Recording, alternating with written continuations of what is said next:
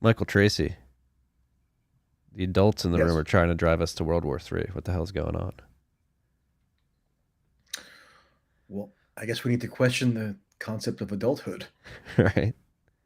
It's No, yeah, I mean, you're right. It's adults in the room is sort of this cliched shorthand for the seasoned professionals who we can supposedly rest assured will take the reins when somebody who's a little too crazy or uncontrollable gets into power. And they also seem to be the types of fellas who are invariably in favor of more and more aggressive military action the world over.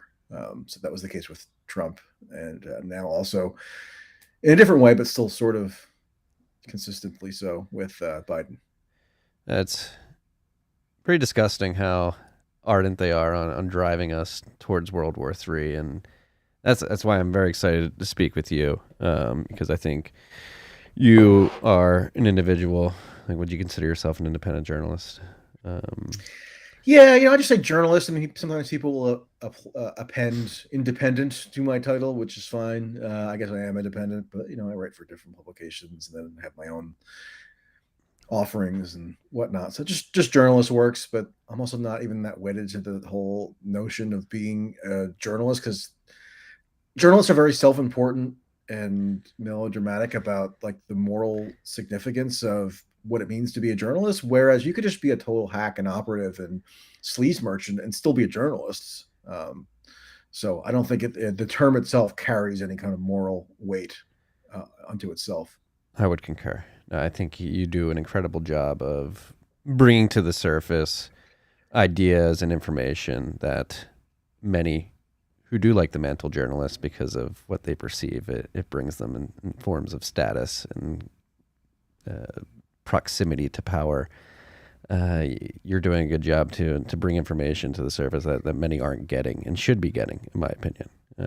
Like right now, what's going on between Russia and Ukraine is a perfect example of the corporate press, many who would consider themselves journalists, essentially just being stenographers for the adults in the room, who seem to want to force us into this war. Well, they don't even think that the Ukraine war is an issue that's rightly in the realm of reasonable debate.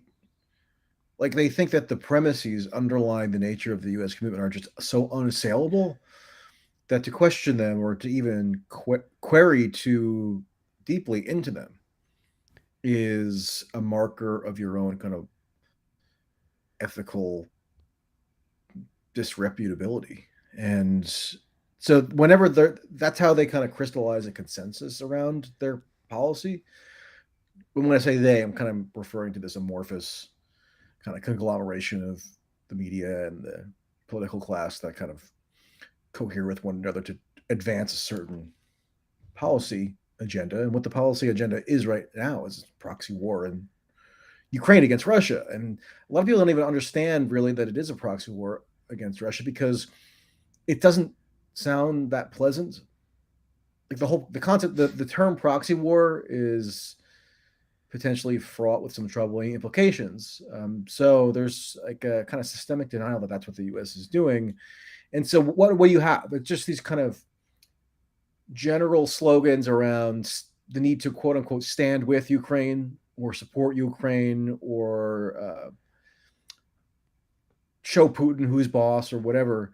And they don't really get into what that specifically entails on a policy level because what it entails might not go over so well if it were actually laid out in more precise detail because it is a proxy war. I mean, you have to go as I did to Poland to see it firsthand, where like the mechanics of the proxy war are at least partially visible. I mean, they're also largely shrouded from any kind of journalistic or public scrutiny by the U.S. military right now because they're not even giving friendly journalists any kind of media access at all to these new installations that have been built up in southeast Poland, where the U.S. is sort of running this weapons funneling operation out of. Um, but nonetheless, you are able to see like the weapons convoys, the trucks being loaded, right? The U.S. military personnel walking around in their combat fatigues, and kind of assembling behind fences and loading Humvees and all this. I mean, it's a real military operation. It's an intervention. Like the U.S. is engaged in a military intervention right now. It's just running it out of a friendly, quote unquote, or an allied country in Poland, but it's doing it in service of facilitating warfare in an active war zone. And I just don't think a lot of Americans, especially if all they think about Ukraine is like a cosmic battle between good and evil, and of course we're on the side of good, I don't think they have enough of a fulsome understanding of what the U.S. commitment really is here. And so, to the extent that I can, which is not much, but it's just a drop at the bucket, really. But I'm trying to drop into the bucket some preliminary pearls of knowledge that hopefully can help people make a more informed judgment about whether they do or don't support what the U.S. is up to at the moment. Yes, the binary framework which people have been thrust into from a public debate perspective is just extremely disheartening to see. It's like, like you said, you're either with Ukraine or you're with Putin. It's like, all right, can we take a step back here, have a nuanced conversation, recognize that Lindsey Graham, John McCain, and others were in Ukraine many years ago saying we're gonna take over Russia. Can we recognize that there has been NATO encroachment around Russia's borders, which they obviously don't like, and maybe there's a diplomatic way to solve this problem in that regard. Well, Lindsey Graham, John McCain, and also Amy Klobuchar. So this was one of the glorious, famed bipartisan delegations in December of 2016. And there's a video of this that resurfaced recently. They went to Ukraine and they met with a Ukrainian military unit in one of these facilities that have been just recently built up by the, at the time, Poroshenko government. And Lindsey Graham and John McCain are fulminating that, 2017 will be the year that Ukraine goes on the offensive. And Russia needs to bear a far greater cost. Meaning, these were senators from the U.S., more or less official representatives of the U.S. government, declaring that the policy that they were trying to impart was that the U.S. would be backing an escalation in direct warfare against Russia. So even at that time, it was kind of a quasi proxy war, or even a lower grade proxy war. But now it's a full-fledged proxy war where this is where the focus of U.S. foreign policy is right now. And we've been told that there are these existential stakes, because if Putin is not stopped in Ukraine, then he's going to advance into additional countries, including potentially NATO countries. I mean, Rick Scott, the Republican senator from Florida, made this very argument on TV not long ago, saying, if we don't do everything within our capacity to stop Putin in Poland, then we're going to have to get into the fight eventually, because we're going to have to eventually defend. I'm going to misspoke. If we don't stop him in Ukraine, meaning stop Putin in Ukraine, we're going to eventually have to stop in Poland, right? Because that will trigger our NATO obligations. So their idea is that we're in this for the long haul, and that's why you have a lot of people saying some variation of World War III is already underway.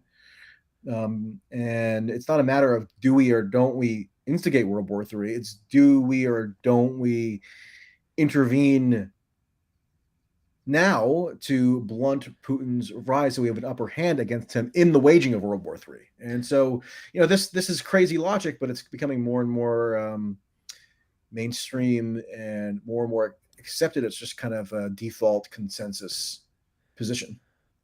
Well, which is hilarious too, because the contradictions that arise or have arisen in the last few weeks, like Putin and the Russian army are getting beaten down in Ukraine, though you're afraid of them expanding beyond Ukraine and into Poland. What is actually happening here? Yeah. Like, what is happening on the ground? That's something for me that I'm trying to figure out. And again, I've been accused of being pro-Putin. I'm sorry you have as well, but it's like, all right, can we just never. Can we just recognize that, again, we're in the middle of a proxy war, and Ukrainian citizens, Russian citizens, and those of us in the West who are being propagandized by the corporate media are simply pawns in a big dick measuring contest on the global stage. Well, not only that, but the Ukrainian government, such as it exists, is engaged in a furious propaganda offensive, as one would expect. They're in a hot war, and that always operates in tandem with a propaganda offensive, right? And journalists, and so is Russia, by the way, okay? But journalists, on the one hand, will say, we are so seasoned and we are so savvy and cynical and eager to hold power to account that, of course, we're cognizant that we're dealing with right now something called the fog of war, meaning you have kind of omnidirectional propaganda, can't take anything at face value, got to be super scrupulous about what information you accept and what you don't, and how you report things, how you frame things or construct narratives, and so on. So the fog of war is a huge obstacle in terms of getting at the truth. And then what do they do? I mean, so they purport to be cognizant of that in principle. And then what do they do it by and large?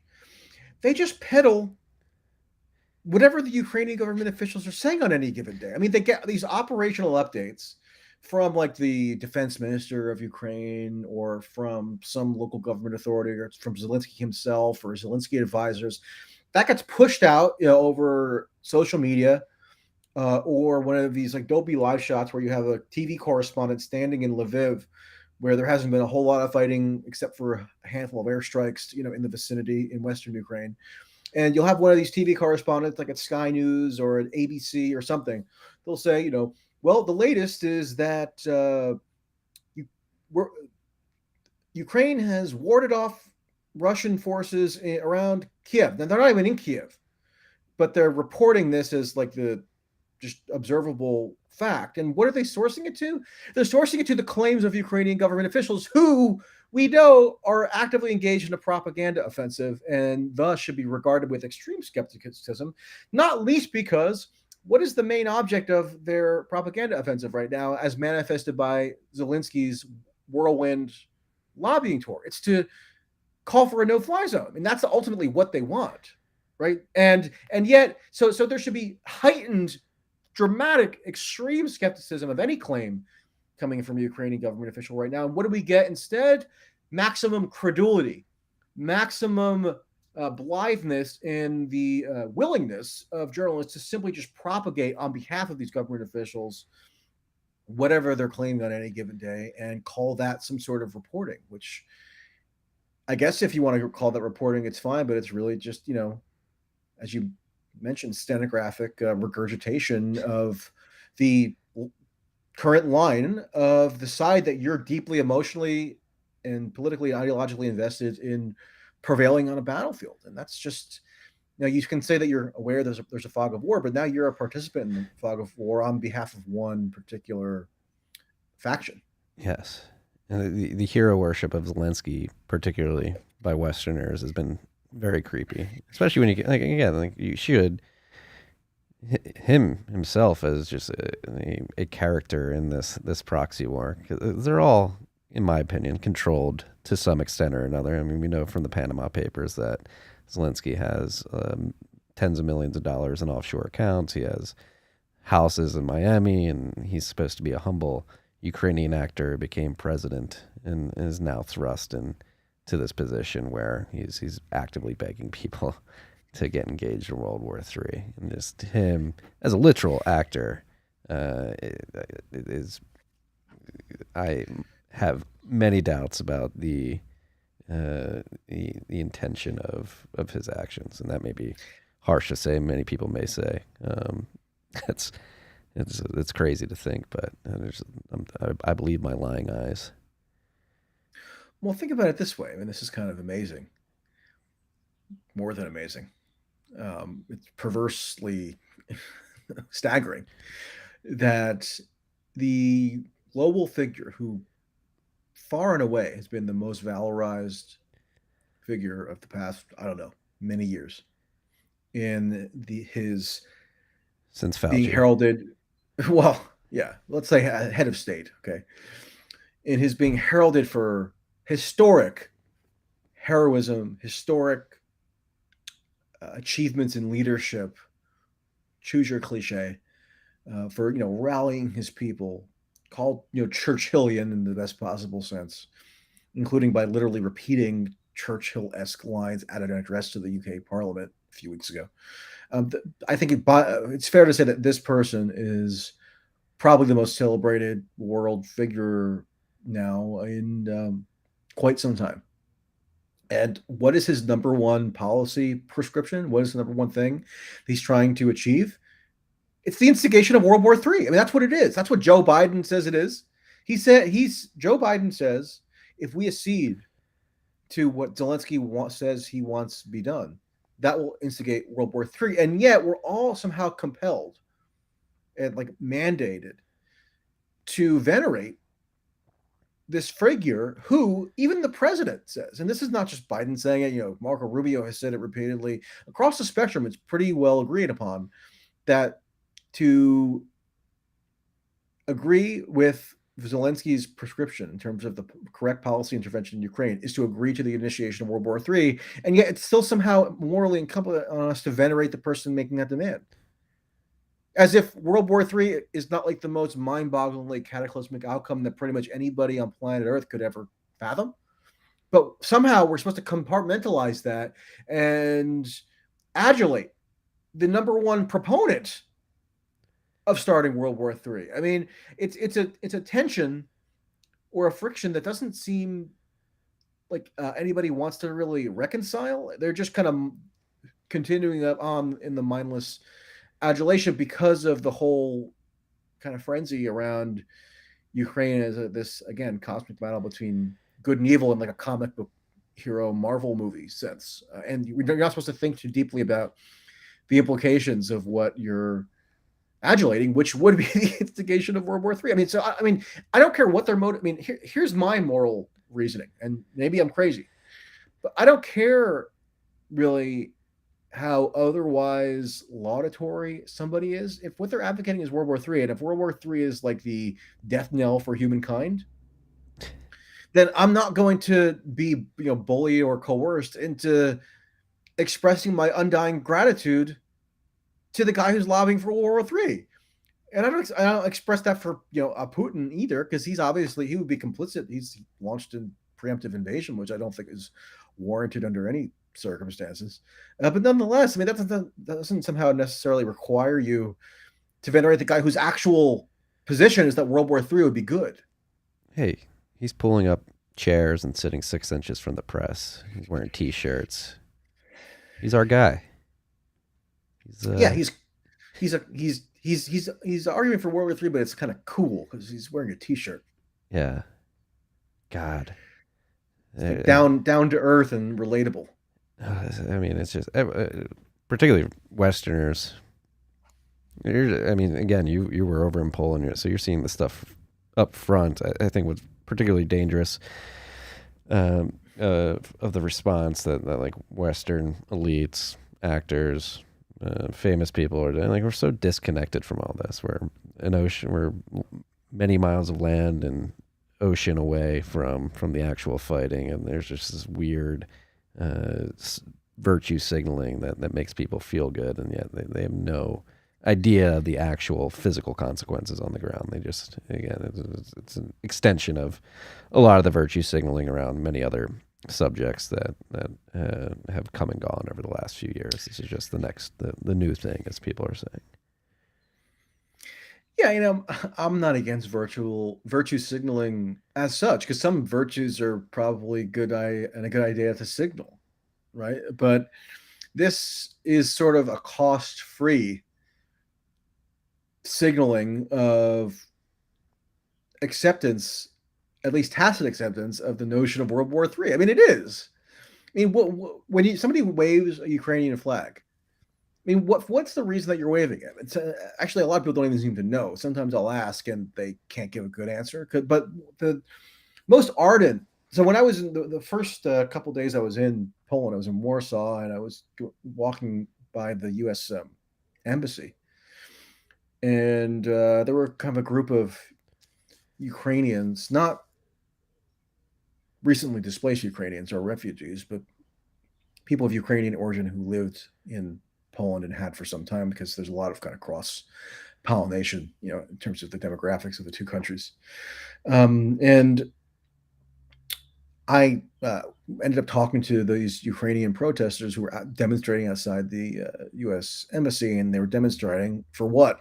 For a no-fly zone, or to close the sky. That's the euphemism that seems to be most popular amongst Ukrainians when they're advancing this proposal. And an older woman kind of ran up on me unsolicited and attached a yellow and blue ribbon to my jacket lapel, which is fine. I mean, I accepted it, but like, it wasn't ambiguous to me what she believed, what virtue she believed was being signified by the lapel. It was in tandem with her call for a no-fly zone. I mean, that's what the lapel meant.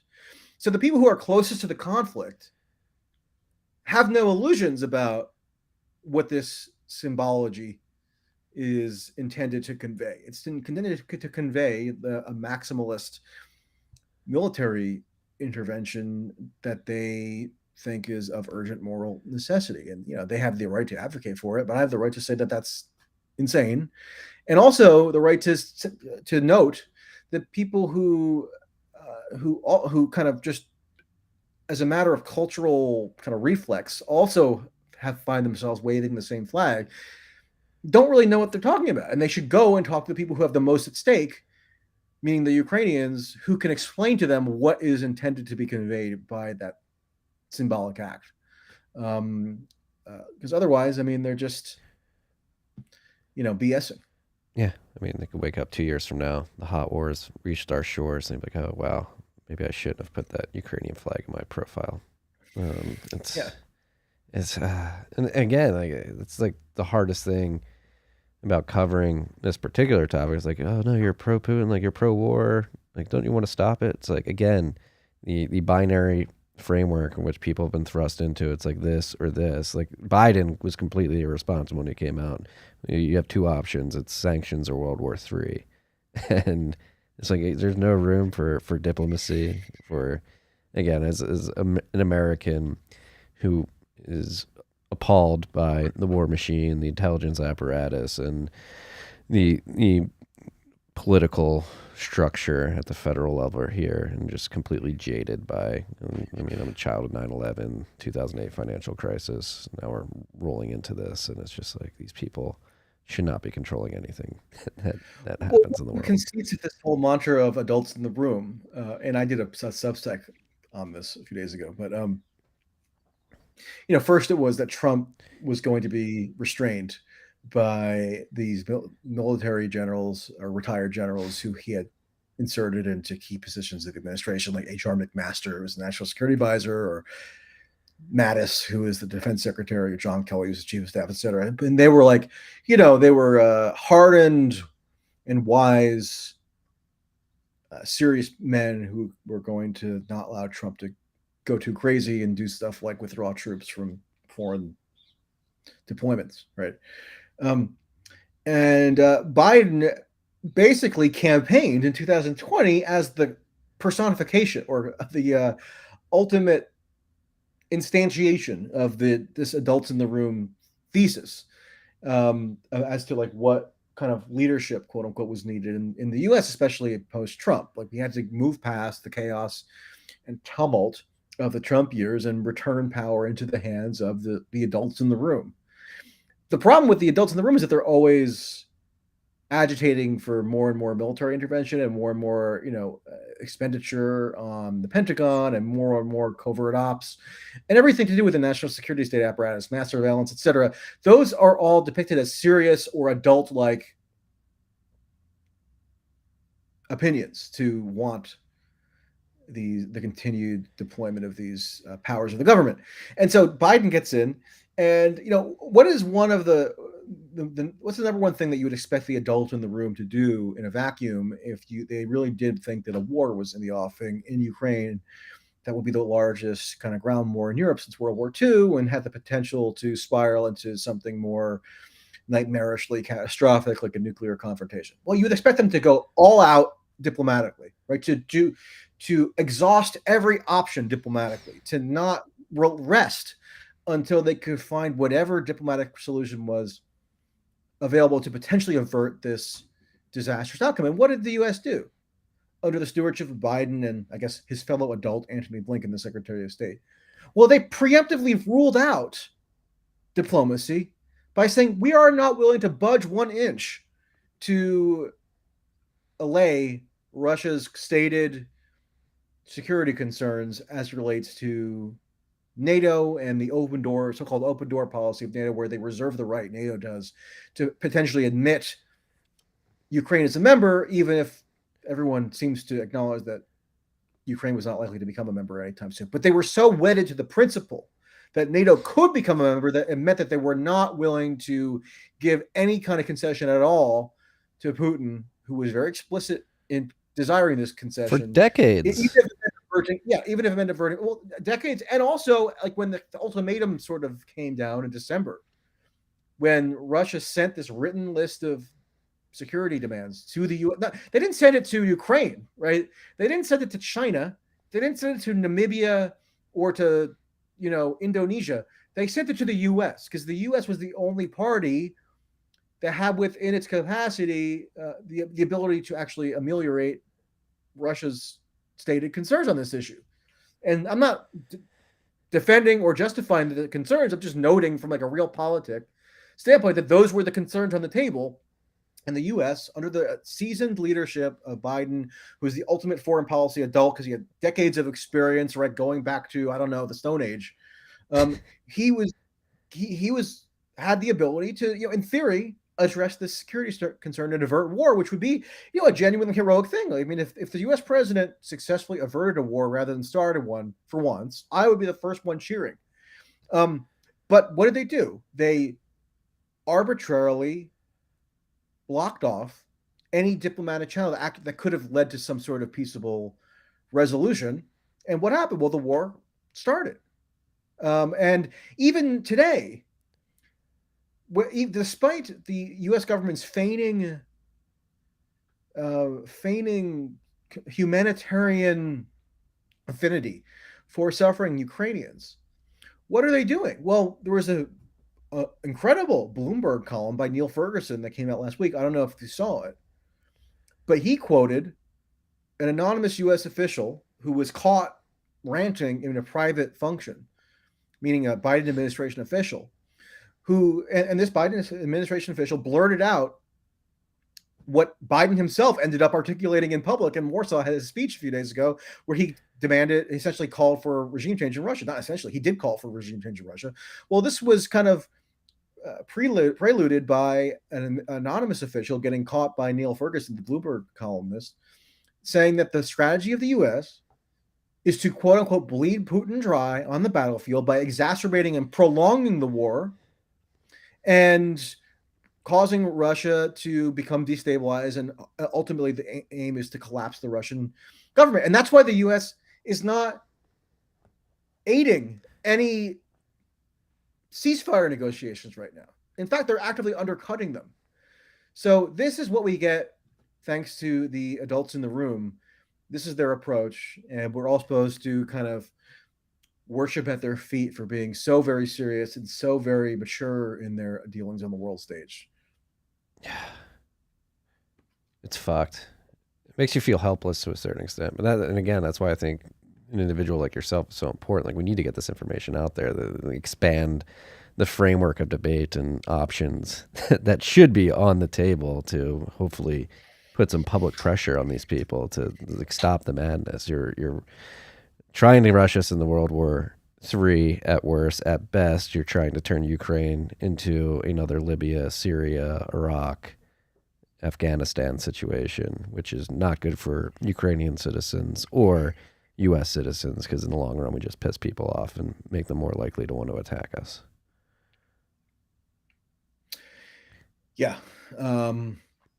It's who's the biggest disservice being done to at this time? And well, it's the Ukrainian citizens. I mean, on the one hand, they're being, I think, deceived and misled and propagandized by their own government leadership, where, Zelenskyy one day will be making maximalist statements about basically fighting to death, not conceding any thing to Russia, and we're going to basically never surrender, and we're going to continue fighting for as long as humanly possible, and we want these weapons to be sent in by the U.S. and the European Union and other countries, and basically, this is our fate rests upon our ability to prevail on the battlefield now. That's what more or less the message from Zelenskyy. And remember, he was being showered with praise for telling just ordinary civilians that they should take up arms and be handed Molotov cocktails and run up on trained Russian military units and fight them. I mean, that supposedly that was all these enlightened liberals thought that was the most glorious thing. Well, now you have apparently. the Westerners who are going over to fight, and they're posting it on Reddit, and they're giving up their location in Ukraine, and the Russian army's finding them and killing them. It's what are you guys doing? This isn't a video game. This isn't well, one other thing, I actually encountered an American guy who joined this international legion in Ukraine called, according to him, the Zelenskyy Battalion, and who was present at this facility supposedly called the International Peacekeeping Facility. Although there didn't seem to be a whole lot of peacekeeping done at this facility, it seemed more like a training facility for military operations, and was used for that, overtly by the U.S. in the past, when they had these supposed trainers or advisors in Ukraine proper.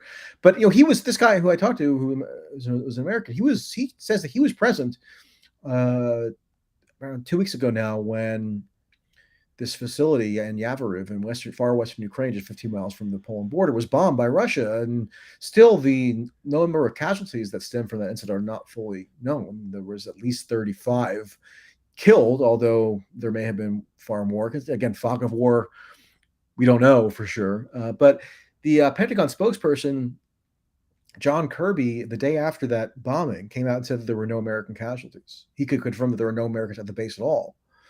And well, that turned out to be true, according to the American that I personally encountered, who said that he was on the base during the bombing. Not an active duty soldier, obviously, but he was, he's in the full military fatigues. And he was training on the base, and he was injured in the bombing. And so what John Kirby, the Pentagon spokesperson, said was not accurate. But anyway, the point I was making was that the ultimate victims are really the Ukrainians, because on the one hand, they're being deceived by their own government leadership by saying, look, we're all going to be saved by a no-fly zone, even though it seems to me if a no-fly zone were actually implemented, the first population to be annihilated would be Ukrainians, right? So why they think that's going to be their savior, I'm not 100% sure, other than they're just lashing out in desperation, or kind of in the midst of this war furor. And they're also being dragged along and misled by the U.S. But because, there was this policy of strategic ambiguity of some kind, similar to what the U.S. says is his policy with Taiwan vis-a-vis China. But in Ukraine, the idea was that, we are going to maintain this principle that Ukraine will be entering NATO at some point, but we're not going to give a date. And the U.S. kept forging these new strategic arrangements with the Ukrainian government that alluded to the prospect of NATO membership down the line, but they didn't actually formally give the assurance of it. So Ukraine was kind of caught in the middle, and then of course they're being victimized now by Russia, which launched an aggressive invasion. So they're really got the short end of the stick here, and yet the people waving the flags and putting the emoji, the yellow and blue emojis in their Twitter bios and Instagram handles and whatnot, they profess to have such profound concern for the suffering of Ukrainians, but it seems to me everything they advocate is just going to exacerbate that suffering, and yet they still will somehow claim the moral high ground. Yeah, the pro-Putin fringe journalists are anti-Ukrainian citizens because they just want peace. They want to point out the hypocrisy of peace via no-fly zone that leads to World War III. It doesn't make any sense. Well, I had a lot of discussions with actual, displaced Ukrainians who had just fled the country into Poland, came into Poland, and in several cases underwent pretty arduous journeys, having to go through, Hungary and Slovakia and Moldova and so on before eventually getting to Poland, where they, especially if they want to come to the U.S., they have a better the best chance probably in the region to come to Poland and have a more expedited visa application process. So I did encounter a number of Ukrainian displaced people who are genuine victims of the war. They had their life upended. They had they're mostly women who had to flee with young children who they feared for the safety of, etc.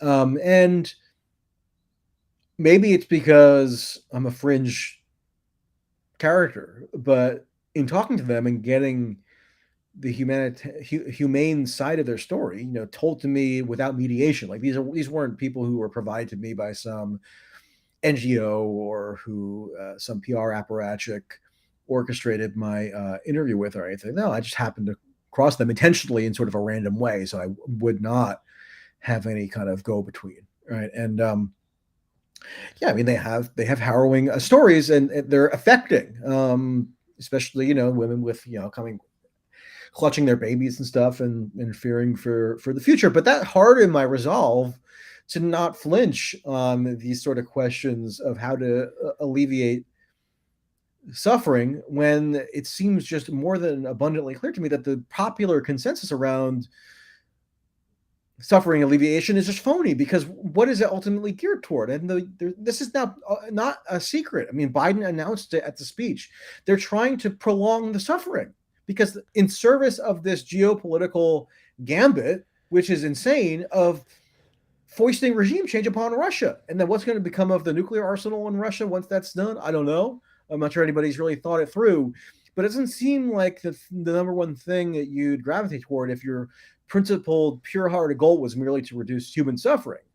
I don't think they particularly care about that. I mean, maybe they circumstantially care about it. Maybe Biden does, since he's a human being, get moved when he's told a tale of somebody who had to leave their homes and flee into a neighboring country. But the policy implication of what it is they're trying to impose is not about just some benevolent humanitarian impulse to mitigate suffering. It's a geopolitical power play, as usual. And I don't have much patience for people saying, look, I'm a peacenik and I'm anti-war, and I only want to help the benighted Ukrainians, and that's why I want to dump a massive amount of high-grade weaponry into Ukraine day after day. I mean, that doesn't really wash to me as a morally defensible argument, as much as they've been propagandized into believing that it is. Yeah. Again, you're just going to create another Iraq, Afghanistan, Libya, Syria. I mean, typical deep state playbook, which leads me to another thing. It seems pretty obvious that President Biden doesn't have his full mental capacities there anymore. He seems to be losing his mind in front of the world, which leads me yesterday, the popular picture going around of him holding the talking points, tough on Putin Q&A. And he basically, the stenographers were handed the questions they could ask, and the answers were already pre-written in like big him. block letters. I mean, actually, Trump had something similar, but it's on occasion that would get photographed. But it was like it's like you handle like a children's book or something. It was like such an exponentially dumbed down version of what the U.S. policy is, but they needed to present it to him that way in order for him to digest it, apparently, which is kind of pathetic. And he still fucked it up. Yeah.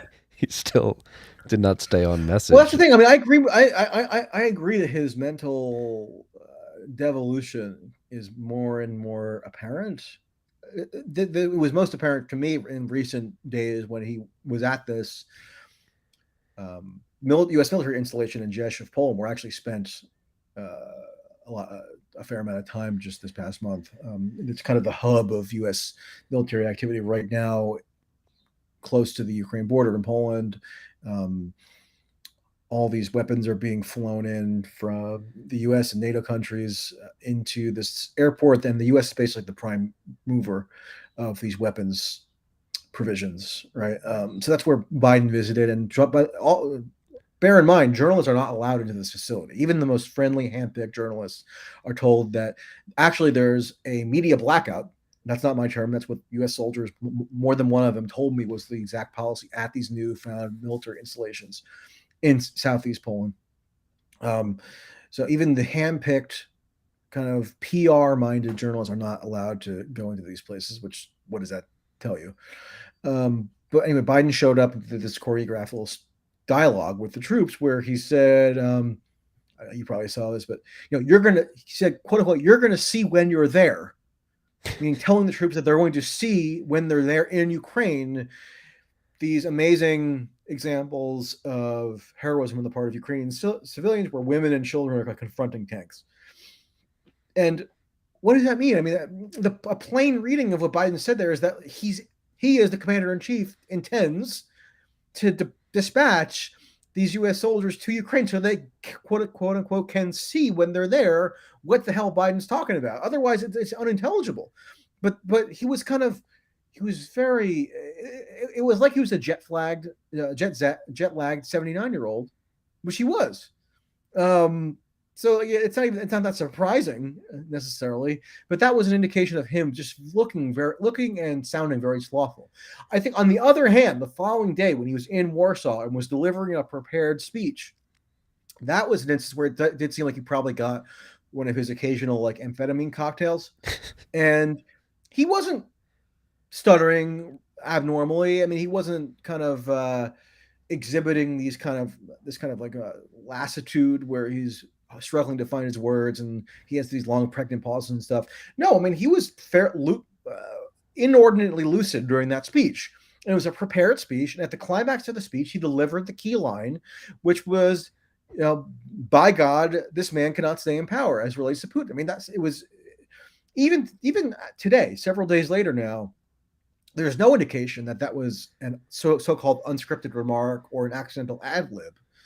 The White House won't even confirm, this is according to the Financial Times, the White House won't even say one way or another whether that particular line was scripted or it wasn't, which kind of lends credence to the theory that it was scripted, but they're trying to do this kind of multi-layered PR/diplomatic move actually just provocation move, where the threat's already out there. The threat's public, it can't be rescinded, but they can say, oh, this isn't official U.S. policy, whatever that means. That takes a little bit of the heat off, but then they're able to pursue what Biden just admitted is the U.S. policy is, and which anybody could have inferred U.S. policy is even prior to the speech in Warsaw, which is engineering regime change in Russia. And that's the point. That's what was reported in the Bloomberg article. That's what anybody who's analyzing the totality of U.S. policy now could ascertain. But the point, like, I actually don't think him saying that line at the speech in Warsaw demanding regime change in Russia was an example of his mental incompetence. I think that was one of the rare moments where he was mentally competent, because it was a genuine, bona fide reflection of what his intent is. And that is actually probably the most troubling. Yeah, and what the deep state's intent was, again, we can go back to Lindsey Graham and John McCain. Like, what was that pump-up speech to Ukrainian soldiers back then? You're going to go get Russia. Like, all right, why are you going to go get Russia? You probably won't go on the change. Offense. Yeah, and it's and again, like, so diving into these special interests, whether it be the deep state or like the Biden family alone, like the Hunter, they conveniently just like during all this, like, Hunter's laptop's real. Now, yeah. Oh, by the way, yeah. By the way, this was actually real. The thing we told you was Russian disinformation. Actually turned out to be real, which is like hilarious. Like the hypocritical nature of the adults in the room projecting like, oh, Russian disinformation on Trump turned out not to be real. Like everything they flung at him, they actually turned out to be doing at the end of the day. Yeah, having been accused of being an agent of Russian disinformation now for going on 6 years, I think it's fair to say that I'm kind of inured to the charge. And on top of that, when I reflect back on previous instances of me being labeled a Russian disinformation agent or a stooge or a pawn or whatever of Russia, it was around stuff like Russiagate, whether around the Mueller investigation, around whether or not there was collusion between the Trump campaign or presidency and the Russian government. It was around issues like Syria, where we were told that you were a Russian stooge if you somehow didn't want to militarily confront Russia in Syria, remember Hillary Clinton was a staunch advocate for a no-fly zone in Syria Hmm. in the 2016 election, which would have, just as it would now, uh, necessitate direct warfare between the U.S. and Russia. Um, if you question any kind of the overblown hysterics around the depictions of Putin as this global exporter of sinister right-wing insurrectionary fervor, if you doubted that he was like the puppeteer behind every ill event anywhere in the world, you got called a Putin sympathizer. And more, you could rest assured now, or be relatively confident anyway, that when you get called a Putin defender or sympathizer or stooge or whatever, that you're close to the mark, because every every time I was called such, from 2016 to today, the facts have subsequently borne out that I don't want to claim vindication or to my own horn or anything, but like my general thrust of critique in the case of Russiagate, in the case of Russiagate's many dimensions, were not disproven by the facts, rather, but bolstered by them, notwithstanding the charges that I was subject to. And likewise, now, if you're trying to like put forward a sort of sensible and clear-eyed assessment of the nature of U.S. policy in fomenting this proxy war against Russia, yeah, you're going to get immediately castigated as somehow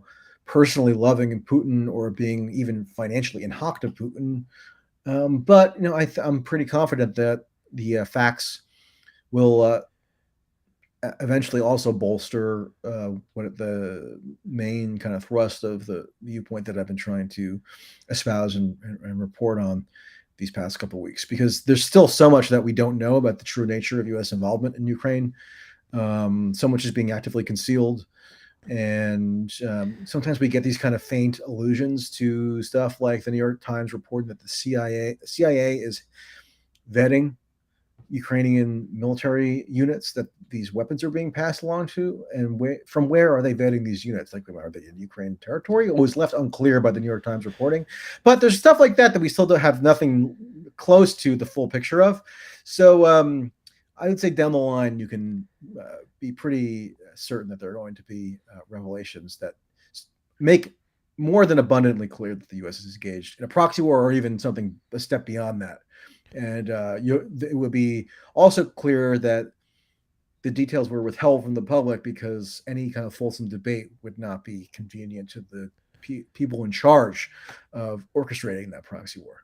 Yeah, I mean, you had John McCain vetting soldiers in Syria turn out to be ISIS. There's a lot of information coming out that a lot of the weapons that are going over there may be going to the Azov battalion.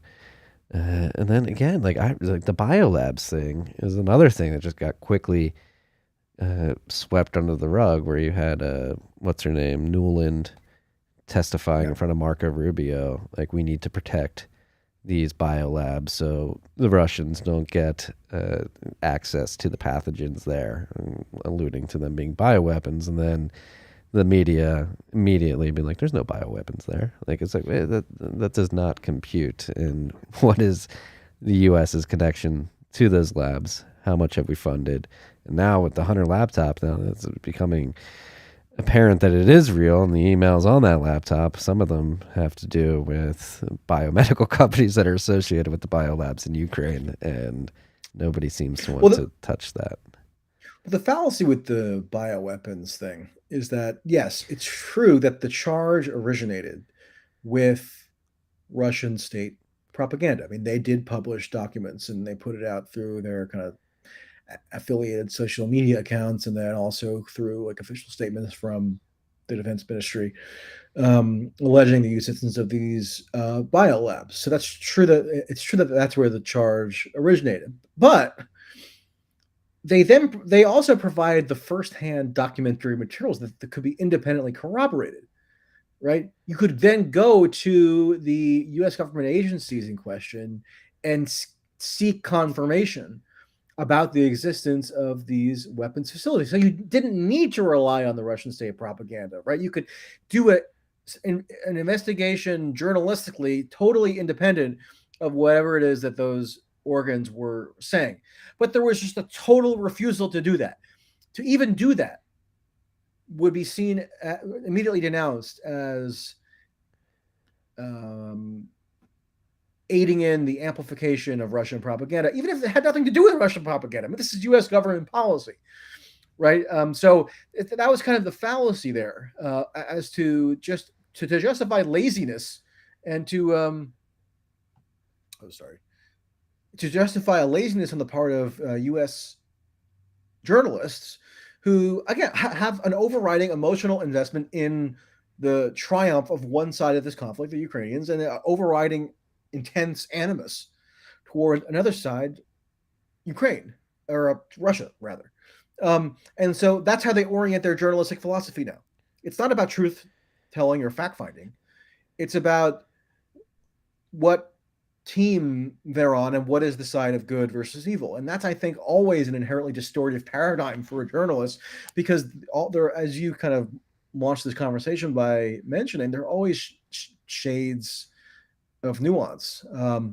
And you can be it's more than possible to be against an invasion and also want to understand the reality of what our own government is doing in terms of these potential biological warfare testing projects, because it's not like it's unprecedented for the U.S. government to be engaged in such activities. They admit it publicly. I mean, I pulled up a few weeks ago this GAO report from 2004, where it went into, this was a federal government body that was authorized by the U.S. Senate to conduct an investigation into what else but biological warfare testing that the Pentagon had been engaged in the 60s and 70s, and where even civilians in places like Canada and the UK ended up sickened by this, sickened in a literal sense, I mean made sick by this testing that the U.S. government was doing in these laboratories. Yeah, they just, and that was several decades ago, but it's not like there's no precedent for this to be done. I mean, the U.S. government is in the Pentagon in particular, has huge research capacities with in all kinds of different domains that a lot of these journals are well aware of as a matter of history, but they pretend like it's just outside the realm of even conceivability that anything akin to it could be done now, which is just ridiculous. But again, they justify this feigned naivete on the basis of the more urgent moral need to demonstrate that they're on like the right quote unquote side right now. But I mean, we know that they moved the bio testing out of like Fort Friedrichs or whatever that fort was outside the U.S. because it was sickening people, literally, in the States. Fort Detrick.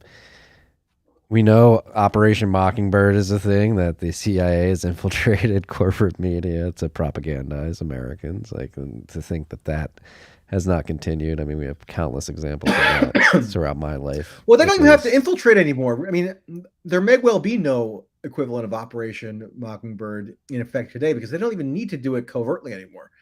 I mean, they could just fill CNN and NBC News and even Fox to some extent, and these other outfits with agents of the national security state, and they're hired as like quasi-media figures. I mean, John Brennan famously became an employee of MSNBC right after leaving the Obama administration, and was the #1 sort of narrative weaver on air around Russiagate. This is the former CIA director.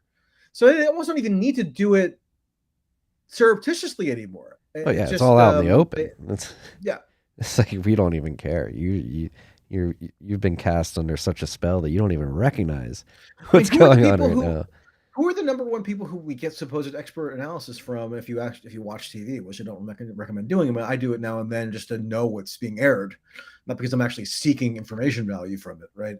Who are the #1 experts that are aired about that are put on air to regale us with their knowledge about the status of the Russian advance in Ukraine?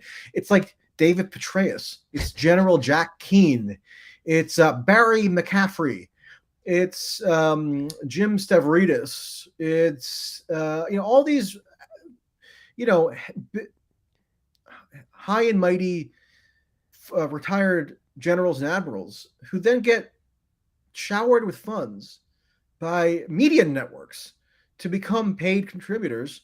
And they use that as to burnish their own career credentials so they can sit on more corporate boards and make more boatloads of money. I mean, it's the most incestuous relationship ever. And this used to be condemned because this was also standard practice during Iraq. Oh yeah. And liberals used to complain about it rightly, and now they don't care anymore because they have like this embedded liberal rationale for why is it they're so zealously in favor of the current war effort, and it kind of congeals with a conservative rationale that also exists. But they don't. But it doesn't bother them anymore, apparently, or they don't really even want to look into it because it's they're on these generals might be propagandists and they might be directly personally benefiting from their so-called expert commentary, but it's all in favor of the side of good versus evil, and that's really what matters to them. Yeah, well, which is funny, right? Like, so I'm happy you said that. Good versus evil, that's all that matters to them. And going back to what I said earlier about, like, again, a lot of the Russia disinformation, Russian bot stuff was people projecting, projecting like what they were actually doing onto the American people and their opponents. And I think this is the same thing here. Like the good and evil, like, oh, put the Ukraine flag in your profile and you're on the side of good, but they're just projecting. Like, what if, like, again, this is why we need journalists like yourself to go, like, what the hell is going on with the biolabs? Like, what has happened with NATO encroachment over the last few decades? Like, if it is true that we were funding these biolabs and they did have weaponized pathogens right on Russia's border, yeah, if I'm Russia, I'm going to be a little pissed off about that. If we have been encroaching against, NATO's been encroaching against the Minsk agreement, like, yeah, they probably have a right to be mad at that. And, like, once you get to the bottom of those questions, if it turns out that we have been instigating, like, we could make the argument that we are the evil ones because we've instigated them to the point of invading Ukraine, and we're able to sit over here nice and safe on our country surrounded by two oceans, and yet the Ukrainian people are being subjected to an invading army, and many people are dying on both sides. And we may be the evil ones because we instigated all this. And nobody wants to get to the bottom of that, which is extremely hypocritical and indicative of the culture rot that exists over here in the West.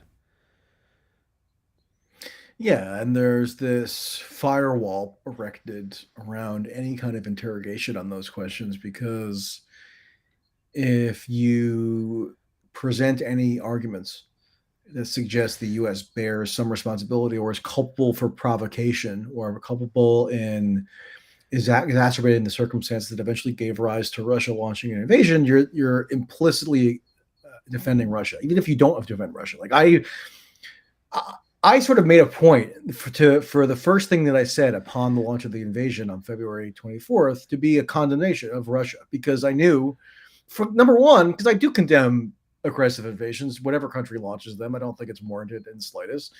And number two, I knew that actually wouldn't insulate me at all from the charges that I'm defending Russia. Like, you can condemn Russia.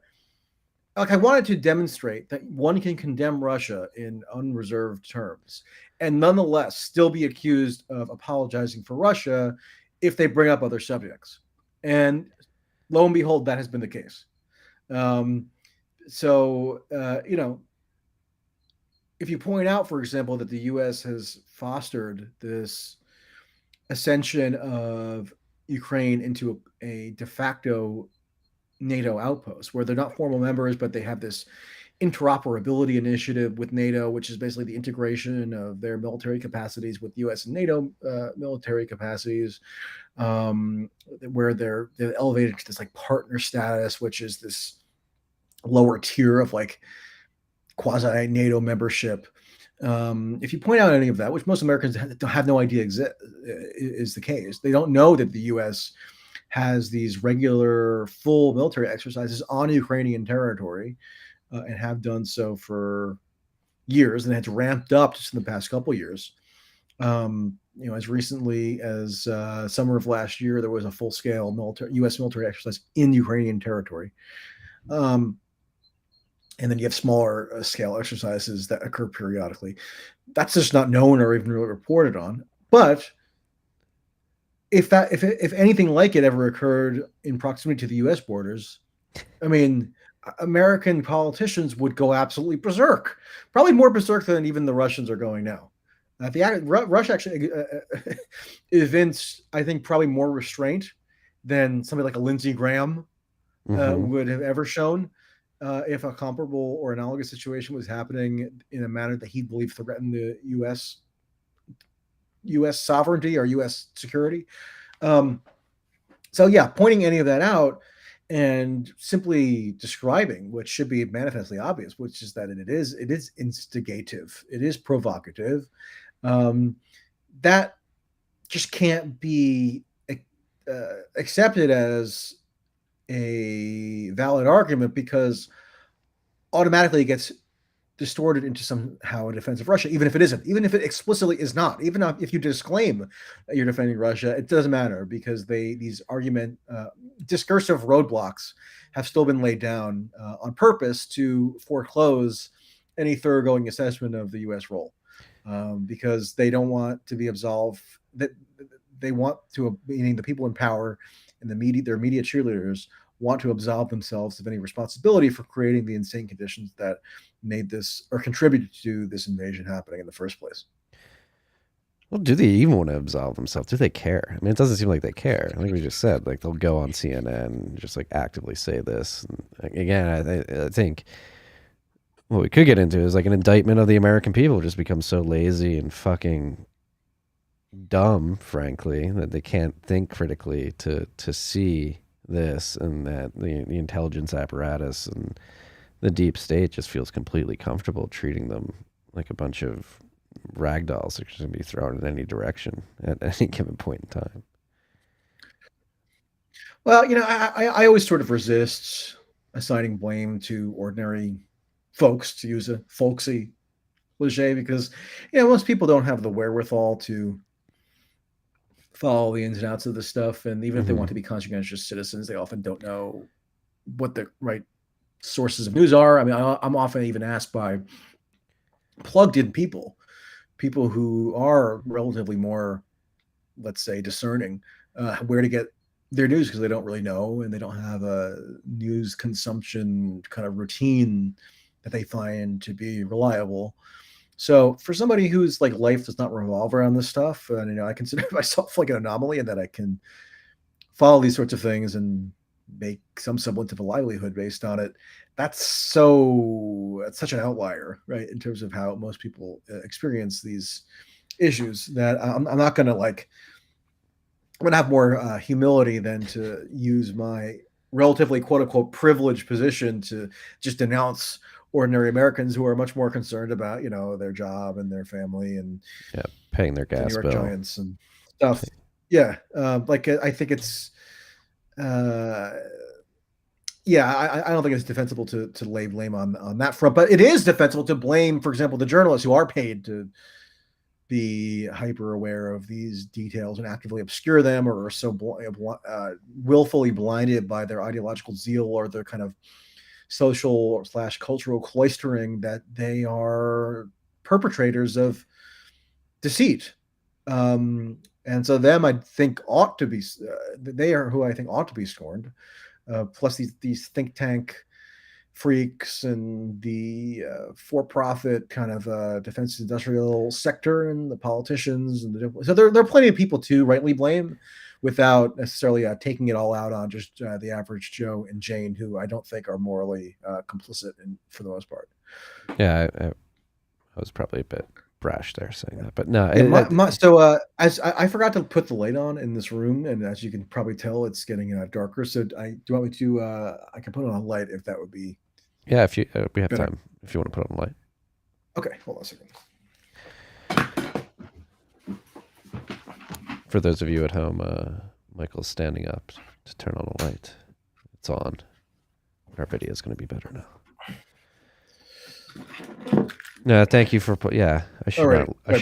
I should not lay blame on the average Jane and Joe out there who are just trying to go about their lives. But they and so I guess this gets to an interesting topic. You're on Substack now, and you have your. Do you think this movement, Substack particularly, and other platforms like that aren't as censorious as YouTube and social media companies like Rumble and others.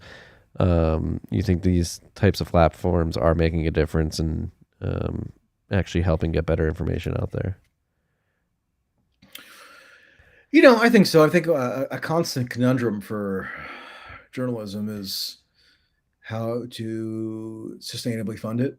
Um, I was just reading today. I took a little bit of a break from Russia, Ukraine 24/7, and was reading about how BuzzFeed just essentially nuked its news gathering operation, which did exist and was a lot of in large part crap, but occasionally had some decent stuff. So it was like a mixed bag. And the Michael Hastings But back in the day, that was really good yeah, stuff. that's true. Yeah, he was one of the founding, I think, writers in the politics section of BuzzFeed when that was sort of considered a novel thing for BuzzFeed to even have any politics writing. But anyway, they just kind of basically abolished their non just sort of superficial cultural / celebrity / internet meme coverage. I mean, they have all these BuzzFeed staffers bemoaning the inherent tension between BuzzFeed going public with an IPO and then also shedding its commitment to journalism because it wasn't profitable, right? So this is a recurring theme, and what Substack has done clearly is that, at least for a segment of journalists, a segment of people in the media industry, it's afforded a kind of financial stability that hadn't been accessible for a very long time. I mean, it's almost a revelation if you talk to people, maybe even people who are a little bit older than me, like Matt Taibbi has talked about this, I know, definitely. For as long as he's been a journalist, he said, there's always been like a element of precarity to it, in that you don't know like when the next shoe is going to drop in terms of your publication, doing mass layoffs. Or I've actually personally been laid off when I did which in hindsight is now sort of a bizarre interlude in my own life, but I was actually a Young Turks employee for a year and a half. And I got laid off, and, it's probably for the best ultimately, but, it's sort of a disorienting experience. And what Substack has really done, it's basically solidified a model that makes journalism sustainable, at least for a subset of journalists who have something unique to say that isn't just parroting of whatever the mainstream consensus is. I don't think Substack, and there are some people on Substack who got some of these pro deals and stuff who don't seem to offer anything that's novel or unique, and as far as I can tell, aren't doing particularly well, which to me is predictable. Because what Substack incentivizes, and this is why people on Substack get accused of like contrarianism or something, but really I think what it incentivizes is original thought and original perspectives and original reporting, hopefully, and if you can provide that, then there's clearly a large audience for it, and they're willing to pay, and that's good. So I think that's a point of hope for some people in the journalism industry. But it does, if you're able to fashion a sustainable model on the basis of Substack, it also produces a lot of grievances amongst your peers and colleagues who can't do it themselves, and therefore take out their anger on you. And I'm not saying that I have experienced this, but maybe others have. And I have experienced it, because people are just very, very aggrieved. And they step your game up. Yeah, I mean, it's like, it's not my fault. I mean, look, if you produce something of value, and then hopefully you could eventually get someone to pay for it, but until then, I mean, don't take it out on me, bro. Right. But yeah, I think there's sort of a renaissance now, like in these just the past 2 years, of these new outlets that have different revenue models, different financial models overall, and are able to subsidize or facilitate journalism in a way that just was never attainable before. And so I think that's good. But a lot of journalists don't think it's good because, again, they don't add anything that is unique or of novel value, and thereby are not beneficiaries of this. And so then they detect something sinister in like the crowdfunding or subscription based philosophy, because they can't like get a sinecure out of it, which they probably could have in years past, Yeah. from some media outlet that was pumped up on VC funding or something, and then the bubble burst, and now Yeah, they're I mean, this is driving for Uber or something. well, it's a much better incentive model for the consumer specifically. I mean, you have a meritocratic system in the form of Substack arrive, and hopefully it increases the quality. Yes, there may be a bunch of butthurt peers of yours who are mad because they can't amass the same kind of attention and revenue, but you play this over iterations over the next 5, 10, 20 years, and hopefully you'll have a wide variety of very high quality individuals providing very good journalism. And Yeah, and so oftentimes the grievances will be sort of dishonestly formulated as like them bemoaning the lack of editorial standards at Substack or something. It's like, so it's not that they're jealous, or it's not that they envy having this sustainable financial model, which they do. That they're just sincerely lamenting the lack of editorial standards on Substack, which is like just a total joke. Number one, I actually do happen to have an editor on Substack that I arrange for, so there is editorial oversight on Substack. I mean, people can publish on it also if they want with no editorial oversight. It's true, but most of the kind of more high profile people do actually have editorial control, and in some cases more editorial oversight than they even had at their more traditional outlets. And on the other hand, I don't know anybody at Substack who's like peddled security state conspiracies or tried to like trigger a war, or engaged in mass fraud on the scale that like everybody from the New York Times to NBC has done over the past, especially 20 years, on issues ranging from Iraq to the 2016 election to Russiagate to even aspects of COVID, arguably. So, if there's any, if you have concern about the insufficiency of editorial standards, those concerns ought to be directed at the more traditional and serious outlets more so than Substack, which, if anything, is a much needed counterweight to the lax editorial standards of the rest of the media. yes, it's desperately needed.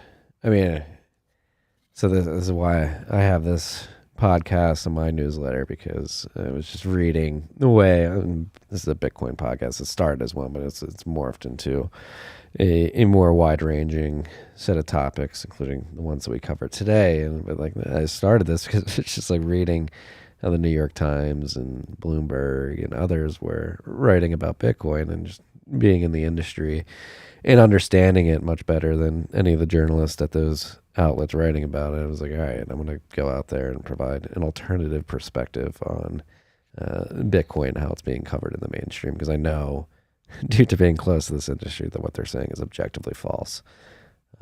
And that's just, again, the internet is our generation's Gutenberg press, and it's going to completely obliterate the models that existed in the industrial age in terms of media, not only media, but other types of business models as well. And we're just in that crazy inflection point and the volatility that comes with it, and people don't like the pace of change and the acceleration of change. Well, it was more volatile from like 2002 to 2016, roughly. It was much more volatile than it is now. I mean, that was the period when you had the mass closures of newspapers that had been bought up by private equity firms because Google and Facebook were taking away all the ad revenue. where Craigslist supplanted the classified section of newspapers, where these online media outfits couldn't figure out really how to monetize their quote unquote content at all. And it was far more precarious. Like I was trying to be a journalist at the time, but I always had to supplement it with odd jobs. And you were lucky if you got $150 for an article. That wasn't that long ago. Now we've finally gotten to the point where there actually is a bit more stability, at least for a certain segment of the industry, where they can, if they have the wherewithal, and if they have, again, something new to or valuable to add, they can much more easily formulate a sustainable financial model for themselves. So there actually is greater stability now than there was, like, I would probably 5 or 6 years ago. That's a very good point. As this crowdfunding model kind of matured, it was around back then, but it was a little bit more haphazard, and it wasn't sort of clear how it best could intersect with journalism as such. And I think that people are definitely have a better sense of that now. So ironically, there's probably less volatility now, at least in the media industry. But the ones who are left behind, the ones who don't benefit from the new paradigm, are the most angered by it and the most inclined to lash out angrily online. Modern day Luddites. It's understandable, but hopefully this will just be a blip in this transition. Do you worry about Substack, whether it be directly or via payment processors, succumbing to censorship? Do you think the pressure from the state will be such? It's occurred to me, but I had preliminary discussions with Substack executives before joining in March of 2021. And based on those discussions that they had with others whose judgment I trust, I was pretty confident that they wouldn't succumb to the same pressures that others may succumb to, because embedded in their very ethos was a resistance to capitulating to demands for censorship or demands to intercede in the editorial processes of writers on the platform, or to otherwise meddle. Right. So it wasn't like a Facebook or a Google where that wasn't any kind of founding principle for them, and so they became far more censorious over time, right? Now anything's possible. I'm sure it's within the realm of possibility that they could eventually change their tune and capitulate, but I don't see much indication of that. And I also think that there was a round of consternation against Substack last year. It was it was actually around when I joined.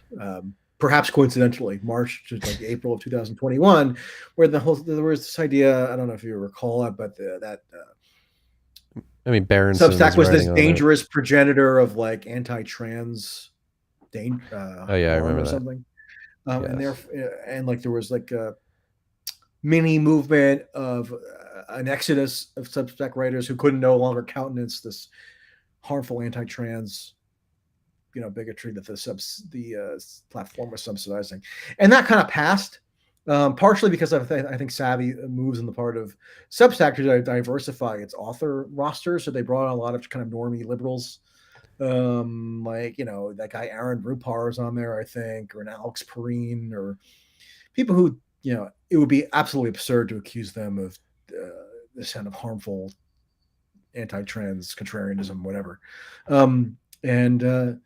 Because they have a lot of money and they dangle it in front of people, and those people took it, and good for them if that was the tack that they took to sort of entrench their station in the industry. But I think Substack has taken the right steps to make it to that. I find it hard to believe that they would kind of renege on their assurance that they gave to me and others, that they are not going to be taken by these intermittent demands that they exert undue control over the writer base. Good, because it's desperately needed.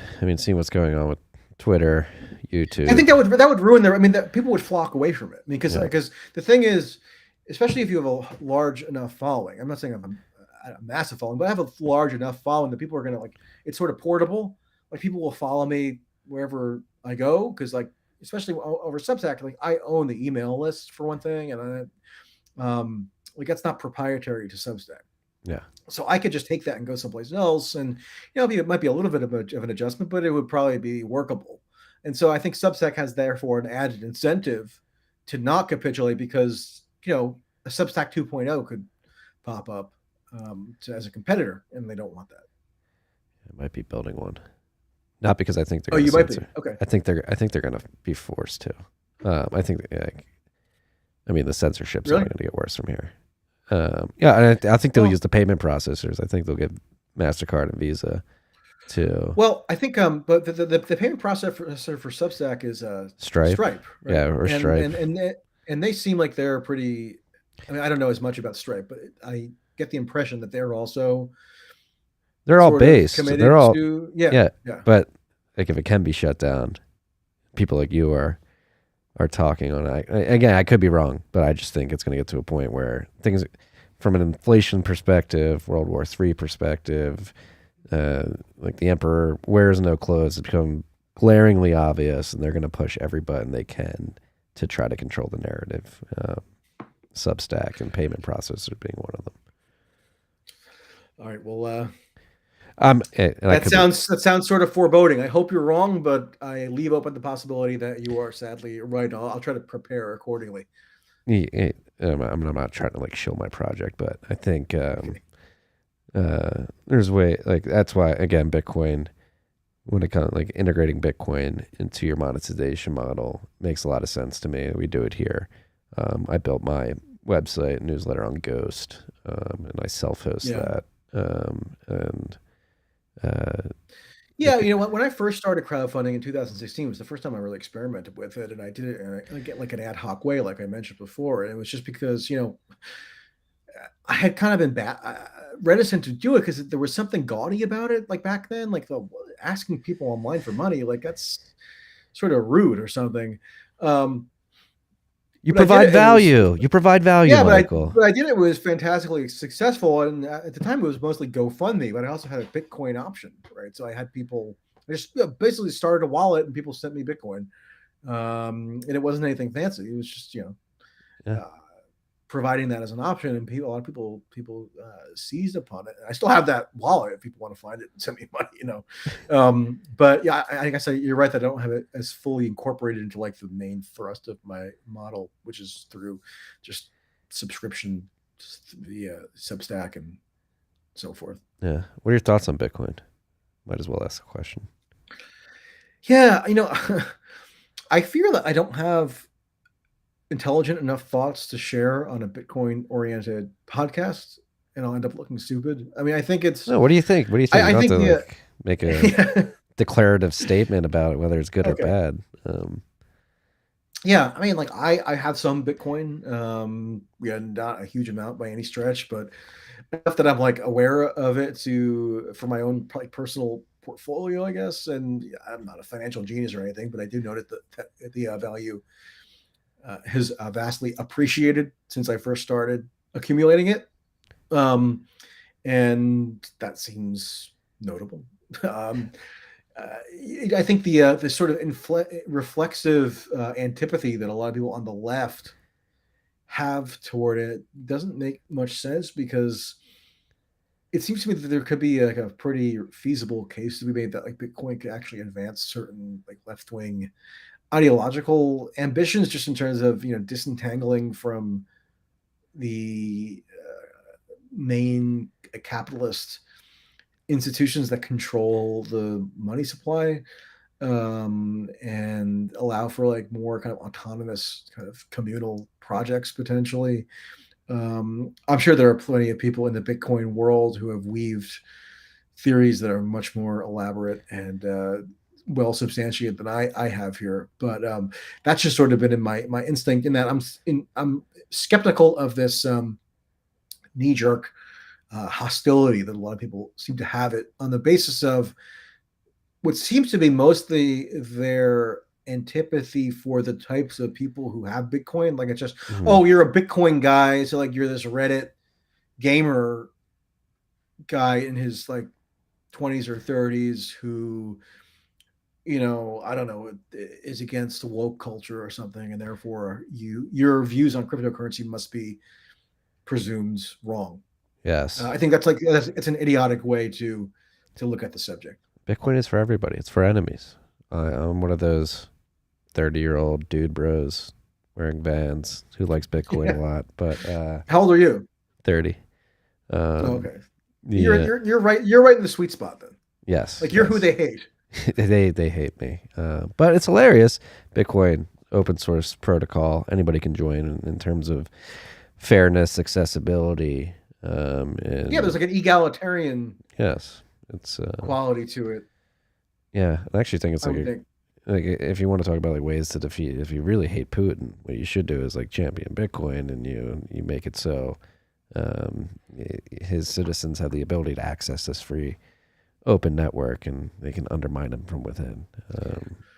Well, wasn't there? What didn't somebody in the Russian government make the statement recently that Bitcoin will be now accepted to purchase like energy exports? Do Yeah, I have that right? yeah. So that's the end of the U.S. dollar as the reserve currency of the world, right there. The petrodollar system is in the process of being replaced. I mean, yeah. I mean, so that's talking about censorship. Like the U.S. government with this via the sanctions, right after what Justin Trudeau did in Canada, essentially shot the dollar in the head. Where it's like, oh, everybody on the international stage is like the U.S. and the G7 countries can just freeze our foreign reserve assets and not allow us to access them to buy goods. Like it's untenable. We cannot trust this system anymore. We'll probably try and do a gold-backed ruble, gold-backed yuan, a central bank digital currency of their own. But at the end of the day, what all these countries are going to realize is that the only fair and uh, obvious solution to this is Bitcoin, where the U.S. government can't shut it down, Russia can't shut it down, China can't shut it down. It just exists as a protocol that anybody can anchor into, and there's nothing any one of those individual actors can do to stop it. And this, over time, people will come to realize is actually probably the best way to do things, where you don't have this dick flexing proxy war over control monetary systems and commodities.